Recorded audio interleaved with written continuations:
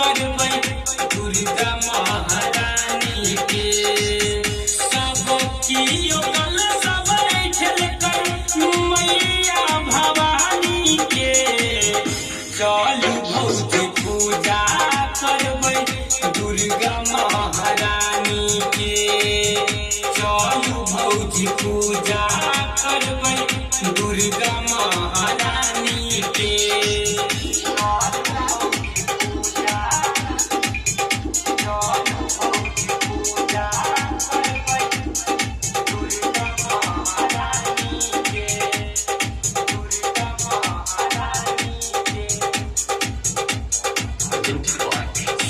सब कियो जाइ छै भौजी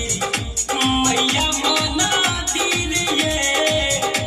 बदलै छै दुर्गा मैया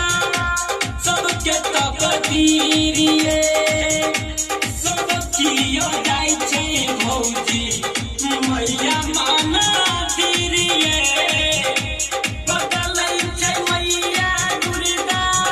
सबके तकदीर ये छोट जहन सानो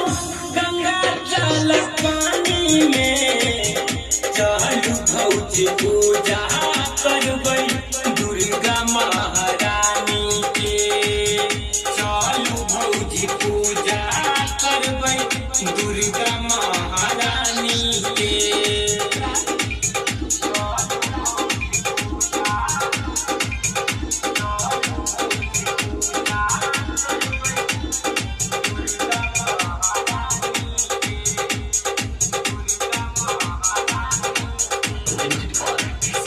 नव दिन नवरात्र में भीड़ लागे भारी शीश झुकावे चरण में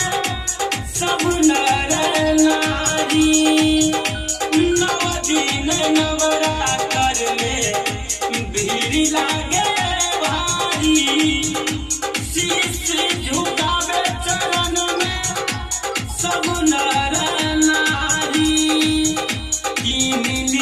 नारियल चुनरी चढ़ेबै दुर्गानी के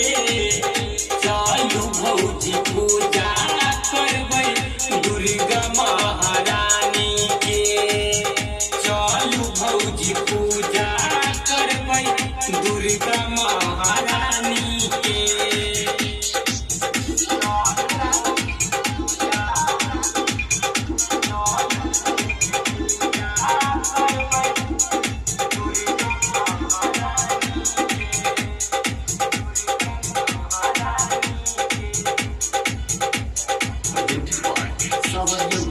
राइटर कैलू लिखे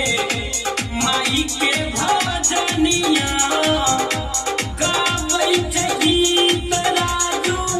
झूमे पूरा दुनिया राइटर कैलू लिखे माई के भजनिया गाबै छै गीत राजू झूमे पूरा दुनिया दुखुरा सुनावे संजय रोज कानी कानी के चलू भौजी पूजा करबै दुर्गा महारानी के चलू भौजी पूजा करबै दुर्गा महारानी के मंचला रिकॉर्डिंग स्टूडियो करिहार। सब दर्शक गण से हम धीरज ध्यानी हाथ जोड़ के प्रणाम करे छी और अपन धीरज ध्यानी यूट्यूब चैनल के माध्यम से कहे चाहे छी कि राजू राजा की नवरात्र का पहला गीत रहे केहन लगल गीत जरूर कमेंट करके हमरा बताएब और लाइक शेयर जरूर करबे और एनहिए प्यार आशीर्वाद राजू राजा जी के देबे जरूर गीत का लाइक हेलो मिथिलावासी सब आदमी दुर्गा पूजा में गीत के सुनब शेयर करब अपना दोस्त यार के साथ। जय मिथिला। और अगर गीत लेबाक हैत तो हमरा से कांटेक्ट करब लिरिक्स राइटर धीरज ध्यानी से अहाँ के कांटेक्ट नंबर स्क्रीन पर शो होइत हेते तो जरूर कांटेक्ट करू अच्छा से अच्छा गीत अहाँ के मिलते। धन्यवाद।